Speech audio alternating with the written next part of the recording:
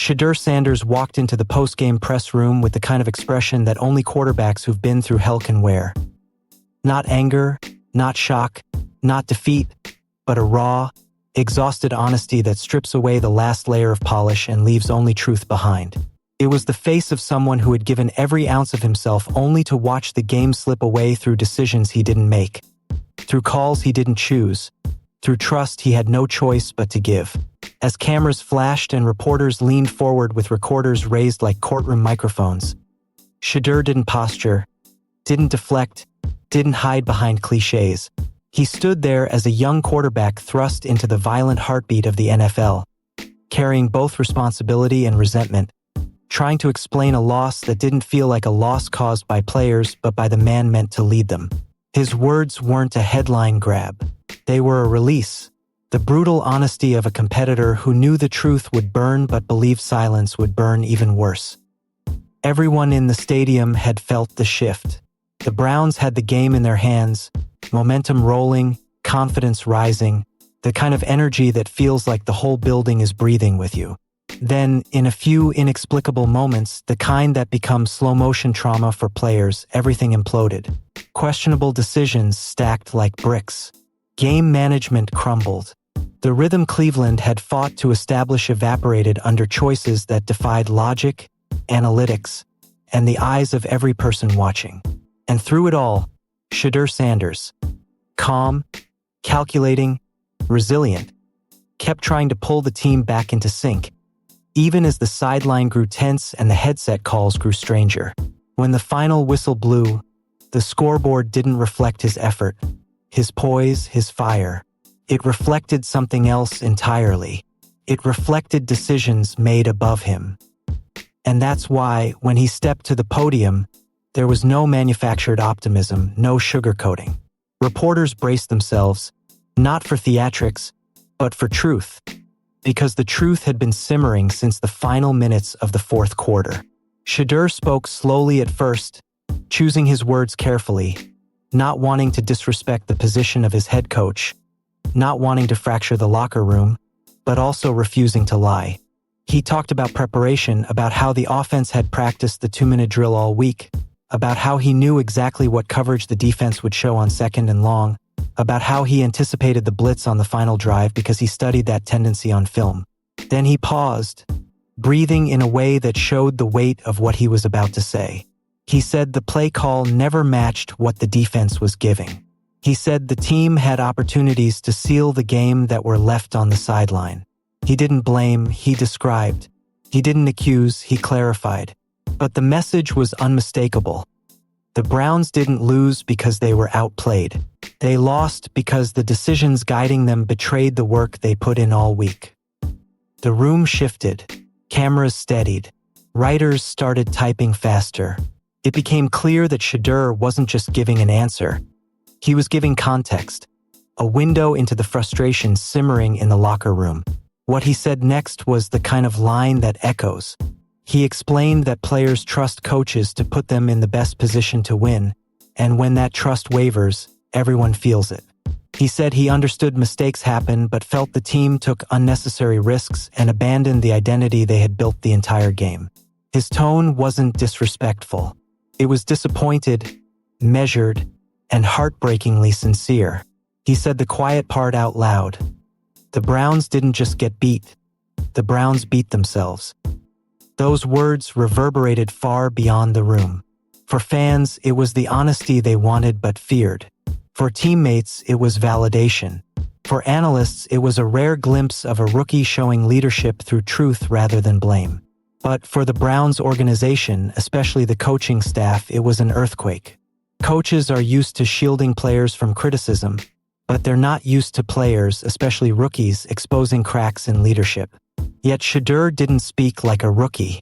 He spoke like someone who has lived under scrutiny his entire athletic life. Someone raised in the orbit of Coach Prime. Someone who watched a father face the firestorm of criticism and learned how to handle it with poise. He didn't lash out, he communicated. And that made the honesty cut deeper. Inside the locker room, even before Shedeur's press conference ended, murmurs had already begun circulating among players. Many felt the same way he did. They had fought every snap, controlled the tempo, established the run, exploited matchups, and defended their turf. And then, like a gust of wind knocking down a house of cards, the structure collapsed because the leadership above them didn't align with the reality unfolding on the field. Veterans recognized the feeling all too well. It reminded them of the painful truth that games are won by players but lost by organizations. Young guys felt helpless, unsure how to critique decisions without risking their place. But Shedeur's honesty gave them language, gave them permission, gave them a voice they didn't have to raise. His post-game words became a mirror reflecting the emotions of 53 men who had poured themselves into a game only to be undone by choices that didn't reflect their preparation. The broadcast world erupted instantly. Analysts debated whether a rookie should speak so bluntly, whether he crossed a line, whether he exposed too much, whether he displayed leadership or insubordination. But most agreed on one thing: Shedeur wasn't lying. They broke down the final play calls, replayed the sequences, mapped out the timeouts, dissected the clock management, and concluded that Cleveland's sideline had, indeed, sabotaged a winnable game. What stunned them wasn't the collapse. It was the rookie quarterback's composure in explaining it. They said no first-year player had spoken with that level of clarity and accountability in years. They said he was a truth-teller in a league that prefers sanitized answers. They said he didn't just react to the moment, he diagnosed it. Privately, people close to Shedeur revealed that he had tried to hold back. He didn't want his words to be ammunition against his coach. But he also couldn't pretend the team hadn't deserved better. He felt the weight of leadership, the responsibility to defend his teammates, to speak truth on behalf of those whose voices weren't amplified by the media. He knew he couldn't lie to the fans who trusted him, the teammates who fought beside him, or himself. That inner battle, the pressure to stay diplomatic balanced against the duty to be honest, shaped every sentence he delivered. Meanwhile, the head coach's post-game remarks told a different story.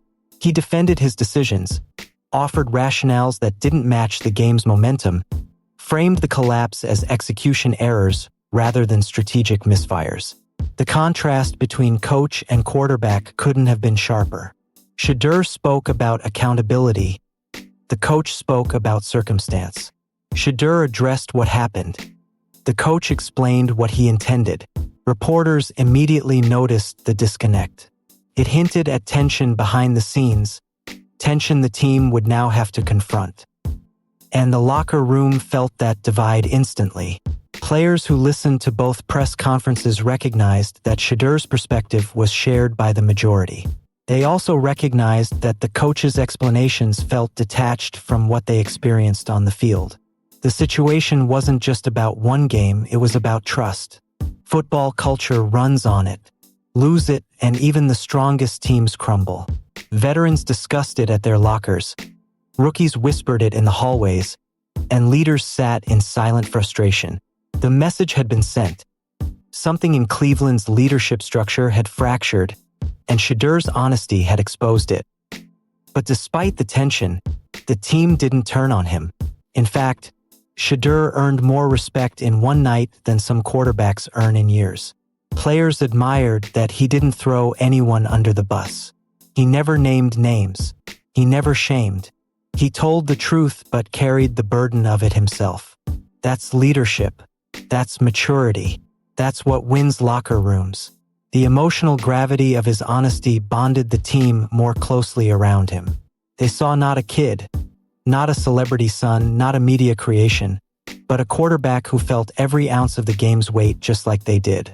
A quarterback who wasn't afraid to shoulder the uncomfortable truth. Meanwhile, former NFL stars watching the game took to social media and sports broadcasts to talk about how rare Shedeur's reaction was. They explained that most rookies are coached relentlessly to avoid commenting on play calling. They're told to stick to 3 safe phrases: "We didn't execute," "We need to get better," and "It starts with me." But Shedeur broke that mold, not out of ego but out of responsibility. NFL veterans recognized it instantly. They praised him for being accountable while still respectful.